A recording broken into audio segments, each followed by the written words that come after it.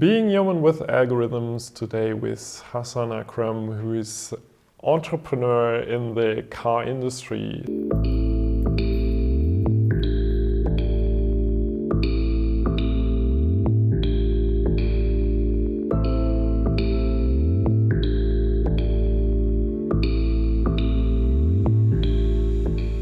Hasan, could you briefly introduce yourself? Sure. Thank you, Mark. Thanks for having me here. It's a great pleasure and honor to be a part of this. So I am a serial entrepreneur. I run a company that I built from the scratch. It's a 7-figure company today. And I also formed a second company recently. The first company operates in the automotive domain. The second company operates in the human cognition, the brain 2.0 domain. So I'm an entrepreneur from heart. I graduated from Technical University of Munich with Mark. We did our PhD almost at the same time. So that's my background. Cool. I also like this 2.0, brain 2.0, very nice. So the Being Human with Algorithms is about the digital transformation, so that our society is more and more shaped by digital algorithms that we get in contact to. And when you think about this digital transformation, so what are the most striking effects that you perceive today? So when you, for instance, think back, like when we first met was maybe 10 years ago, 8 years ago, or even think like 20 years back. So what are the most striking changes that you perceive today?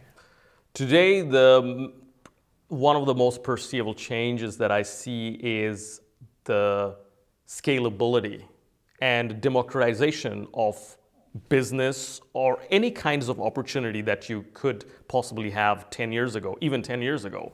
So today, starting a business or wanting to start a podcast or if you're a songwriter, has never been so much scalable without having to go through the bureaucratic doorkeepers. So democratization of anything you're good at is what digital transformation is to me. Mm-hmm. Very good point. Related to that, net neutrality and also this access to technology. Would you say it's truly democratic today? Do you see a development towards having it less democratic? Well, net neutrality is definitely something that is putting a barrier. However, net neutrality is definitely a barrier. There is no doubt about it. However, what I would like to say is also for a starter, you have the platforms, then you don't directly have to deal with the net neutrality from day one. Net neutrality would come to a point when you have reached a entrepreneurship level that is you are competing already with the other big players. So as an individual, when you're a startup, when you're starting a company, or you're starting your podcast, or you're starting your new venture, from the start, you're leveraging the platforms. They're already well established. Big players are taking care of the net neutrality issue. But definitely, net neutrality is putting a barrier toward the democratization. And do you see there's so net neutrality meaning that the access to the internet, especially now, or the access to technology is generally free and there are little limitations. So do you see it as a barrier when it's violated, right?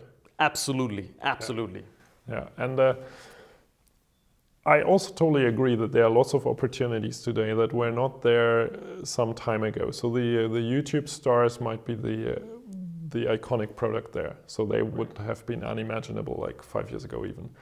And regarding these lots of opportunities, would you say that the pace of living increases or increased over the last 10 years? So you have so many opportunities that you can take and that you should take. You have communication channels where you should update your Twitter channel, your Facebook channel every hour or something. Otherwise, your friends might not be your friends anymore. Do you see this trend? I absolutely see this trend, and as I have said in the beginning, this is an opportunity, and now I have to say this is a two-edged sword. So you can use the internet to scale yourself that is massive and unimaginable without the internet in its full scale. So I think the internet is today in its full scale. 20 years ago, it was there, but it was not in its full scale. It was used by a lot of people, but the platforms were not there.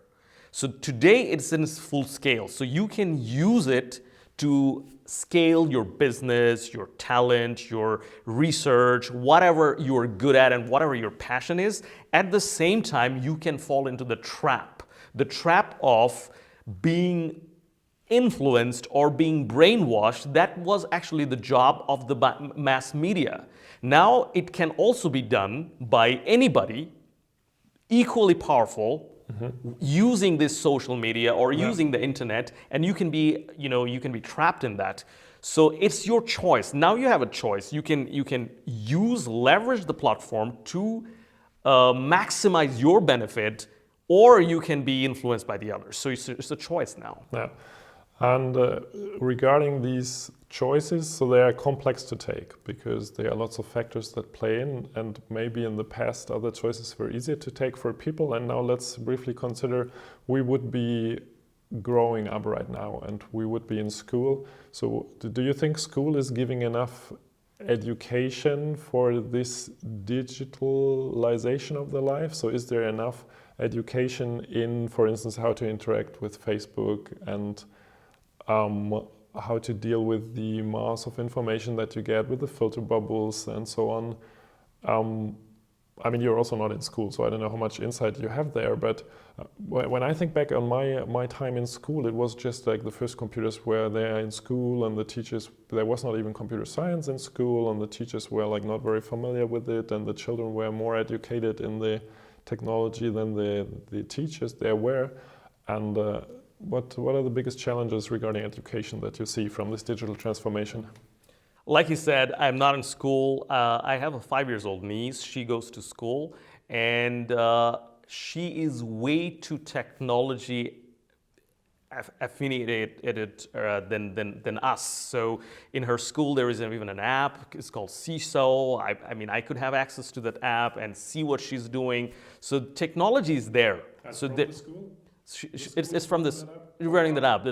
She's in Bavarian International School, and in that school there's an app that you can have access. You can see pictures. This is totally digital, and she is able to, ever since she is 3, she's able to use Netflix, YouTube, and all those that kind of channels there. So they're learning technology. But I think, which I'm not in a school, I think they're not learning to eliminate garbage. This is probably something that we, even the adults, society at large, we're not learning how to eliminate, how to not let yourself influence what you don't want to. So here is really important that you have to define your purpose of life. You have to define what you want to be. And then the society will want you to be what they want you to be. And this is where you have to start saying no. Like Warren Buffett said, that the key to success is the ability to say no. So you have to be able to say no, this is not what I want. This is not the artifice fit what I want. This is what Facebook is giving me. I have to be able to, filter those out, and you can. The good thing about some social media is you're also able to use mechanism to filter things that you don't want. Yeah. Problem is, hardly anybody I know that they use these features. Yeah. And in that regard, I would expect that when I would be growing up today, it would be even more difficult to find my identity because I have so many opportunities to have an identity. So I will have different digital personas. I have different media that influence me. I don't have only my friends that say, okay, you are not wearing the jeans of the brand that we currently like very much, so you're out. But it's even the entire internet that is able to do that. When I put a video on the internet, which some young people tend to do, then they also get all these critics there.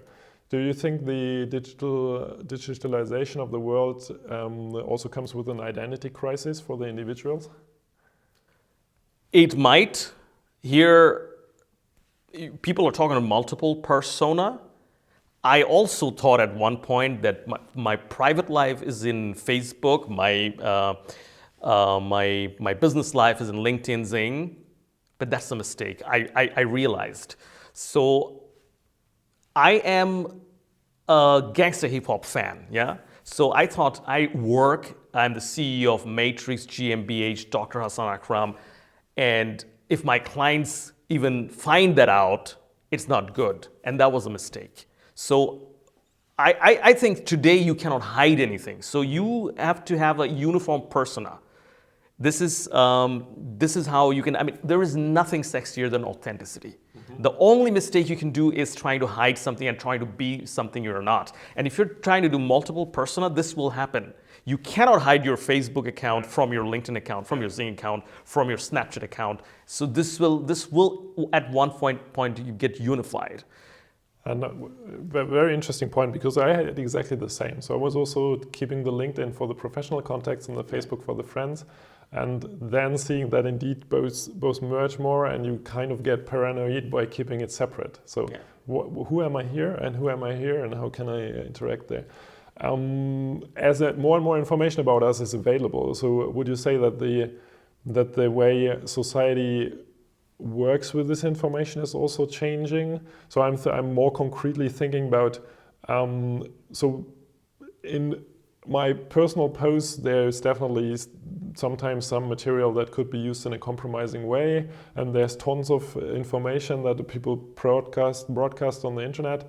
And when it was new, there it was said exactly how we both acted. It was like, oh, you have to be very careful on what you put on the internet, because what is in can never be taken out again, which is true. But today I think it's, as more and more is put on the internet, the relevance of each individual information is getting lower, because it's like, okay, they might see that you're at the concert and you look a little weird there. But at the same time, everybody has this information online. It might not be a big issue. So do you also perceive it like that? Do you also see that it changed within the last maybe 10 years, this perception that it's today we can interact more relaxed with the medium by saying, okay, everybody is putting it online and we don't have anything to hide, even though I don't want to use this sentence, but more meaning that as everybody is putting it online, we can also put it online, and the world will be okay with the information that we put there? I think it's very, very important that you are okay with it. Yeah. If you are okay with it, there is a good chance the whole world would be okay with it. Because what we have seen in the past, the world is okay with pretty much everything. The only one thing that nobody accepts is you're hiding something. Mm-hmm. Yeah. So world accepts even we've seen the mafia boss coming out and telling their story, and the world accepts it. Yeah. The only thing they don't accept it is if you try to hide. This is where the controversy starts. So people have to understand this, that authenticity is the sexiest version of you. Mm-hmm. Second thing what I want to say is to your question that if we are more relaxed with it or not. Yes, we are. You know, look at the online dating scenario. 15 years ago, online dating was not a you know, it's kind of like a thing that nobody wanted to do. You know, I don't want to meet my partner online. That's so artificial. Today's the norm, right? Today it's the norm. You put your profile all over the places. So things will change. The norm will change, and this multiple persona. And in the end, I want to give one example of a behavioral scientist, Dan Ariely. So he has a finding that when things are recorded, when once you know that this will not be taken off the record, people behave more rationally or you know, more ethically. You know, they try to be the best version of that. So I think there is a chance that society will be even better because nothing will be taken off. Mm-hmm. Okay, that's an interesting point of view, that you say when you're under constant observation, you behave better because you want to make a better impression. Yeah, that's what Dan Ariely's research shows. Yeah, that's interesting. And what would be the drawback then of being surveyed? Because this is a very positive thing. So I mean, the typical drawback is that you don't have that much freedom anymore because you're under constant tension. You have to be actively the person that you are, and you're not relaxing, and that might be that you're exhausting yourself more and things like that. Yeah, that is when you're not authentic. If you're authentic, if you're just televising what you are, then you don't have the tension. The surveillance is one step more. That is, you're actually not aware of that this is happening. Okay, that is where your freedom is compromised. So, okay, cool. So the aspect there is you're also like people are constantly able to broadcast their life, and they're also producing their life. So think about the YouTube stars.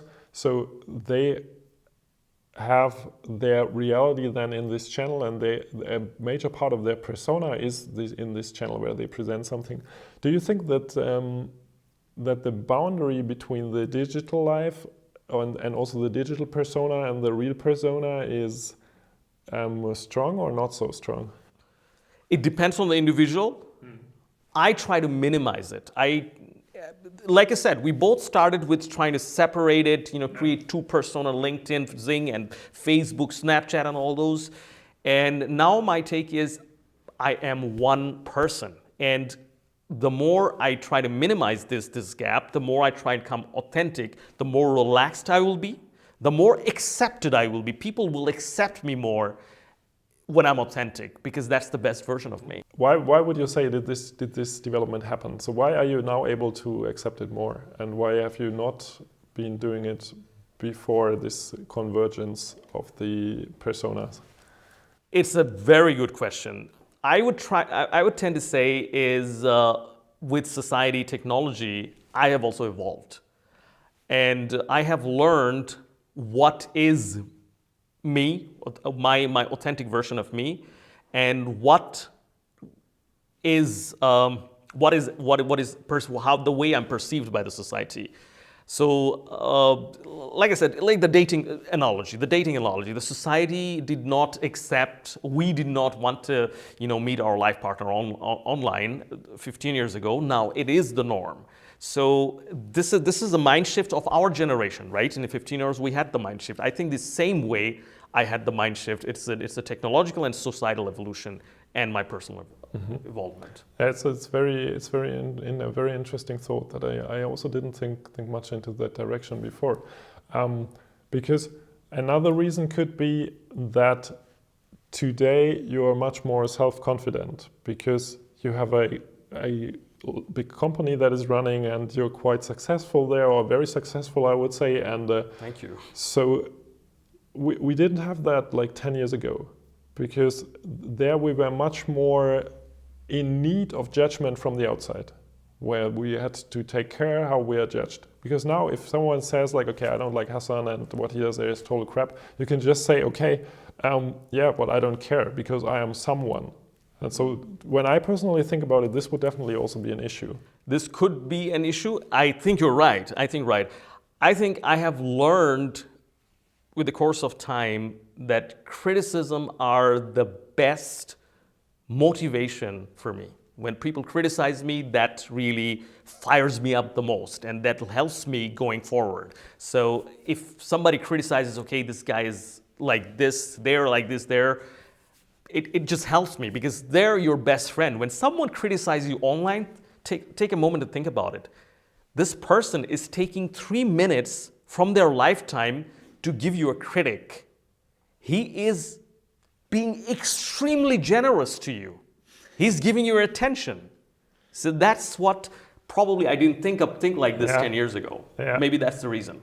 But there is also, I mean, it's to be taken with a grain of salt. So I mean, you're at the moment not a persona of real big public interest yet, and so I think if you are such a persona, then it can also be just too strong. So if people would start hate speech against you, then probably this would be something where you would also mentally suffer from. But getting like a certain kind of feedback is always a good thing, sure. Yeah. So this is what I teach my students is that feedback is always a gift. That you can accept because, as you say, someone takes the time to give you some feedback there. Another thing that I observed that is also related to this being more coherent in the online and offline life is that with younger people I see that, or I have the impression that they have a lot of more self-confidence. Do you also have this impression, and do you have an idea why it's like that? The YouTubers, the people who are present in the internet, for sure. Yes, yes, I feel that. To your remark with the hate speeches and stuff. To me, I take it in this way. They are the best thing for me, because when someone is giving a harsh criticism, or even an unfair criticism or a hate speech, so there are two ways to take it. Fight back, or ignore it, or get hurt. So the way I take it is none of these. I have to prove this guy historically wrong, and that is the currency of my motivation, and that keeps me going. So I like that. Okay, cool. So what would you say is the most negative effect of the digital transformation?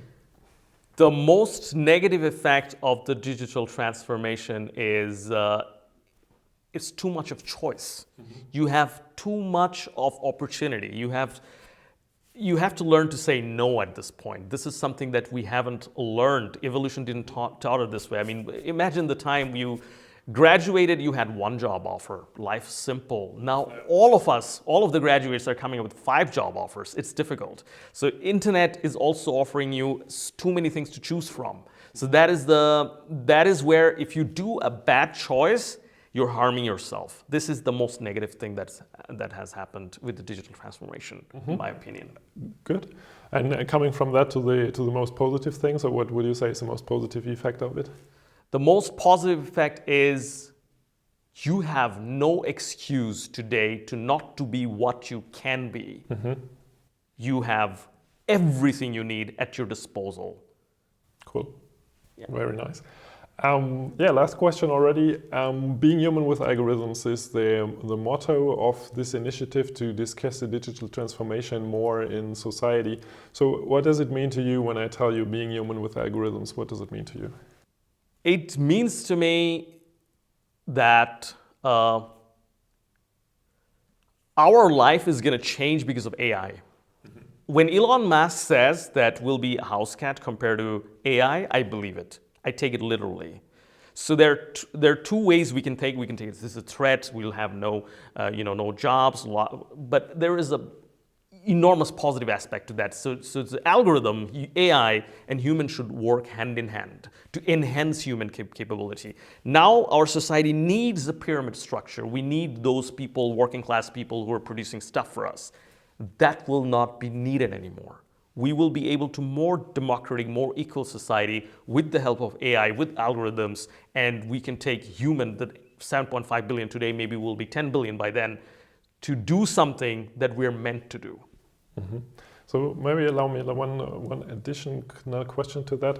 So last week in the symposium we were also discussing about digitalization, maybe shifting what people work, and that work is something important for the dignity of the human life.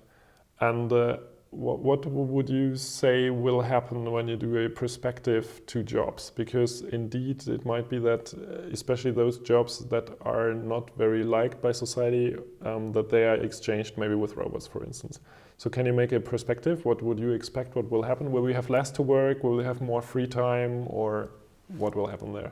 If I tell you my vision is a society, a world, or interplanetary, this will definitely be interplanetary species by then, a universe with 3 basic things taken care.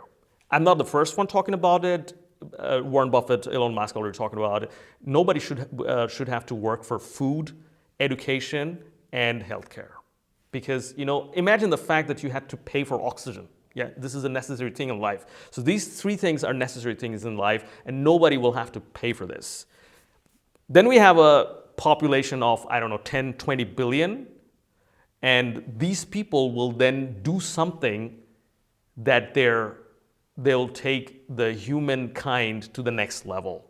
And that is where civilization, this should be the next leapfrog of our civilization, that we don't have to do these 3 things. And AI will help us getting there.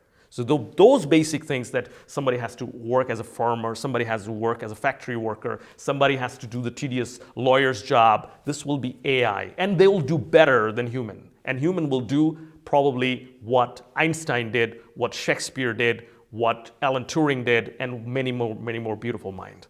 Cool. So I really like that I asked again, because this is like another very, very wonderful explanation that you gave there. Hasan, thank you very much. Thank you very much for having me. Cool. Cool.